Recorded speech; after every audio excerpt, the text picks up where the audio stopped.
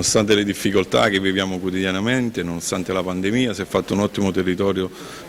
ottimo lavoro su questo territorio e soprattutto si è avuto la responsabilità e lungimiranza di avere anche un coordinamento di carattere regionale, insieme alla segreteria regionale, quella territoriale, con l'apporto della regione è riuscito a fare un ottimo accordo per quanto riguarda il trasporto pubblico locale, che non è solo riuscire a spostare circa 500 persone verso un'azienda di tipo pubblico anziché privato, ma dare anche un servizio più certo e migliore ai cittadini casertani, quindi veramente un'innovazione per il territorio. Stanno arrivando nuovi treni, arriveranno nuovi bus, si sta riorganizzando tutto quello che è la rete di trasporto, noi siamo ottimisti per il futuro nel territorio casertano e sicuramente la FIT CISL campana, ma soprattutto quella di Caserta, sarà presente a fianco ai lavoratori per cercare di risolvere le problematiche che nascono quotidianamente.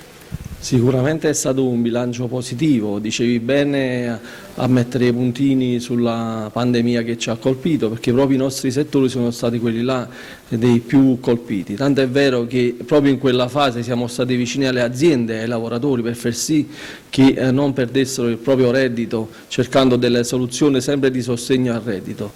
Poi nel corso del tempo c'è stato anche il travaso dei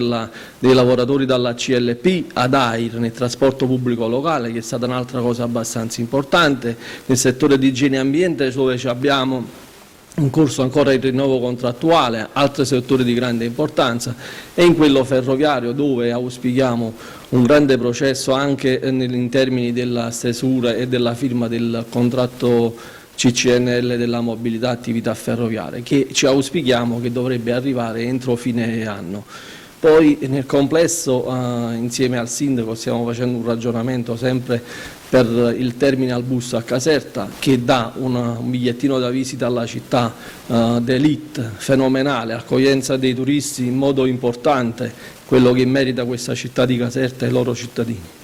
Senta, si è fatto abbastanza in questi anni nonostante la pandemia, sia sul trasporto su gomma che per quanto riguarda il trasporto su rotaia. Tanti treni e sollecitiamo ancora di più la Regione Campania per far sì che immette sulle linee, soprattutto quelle destinate a Caserta, materiali nuovi in grado di dare comodità e comfort ai viaggiatori, ai cittadini di Caserta e ai turisti che arrivano a Caserta, e in più acceleriamo sempre di più e sollecitiamo quel processo per far sì di collegare la stazione di Caserta all'alta velocità di Afragola, cosa importantissima sia per l'arrivo dei turisti che per quando vanno via.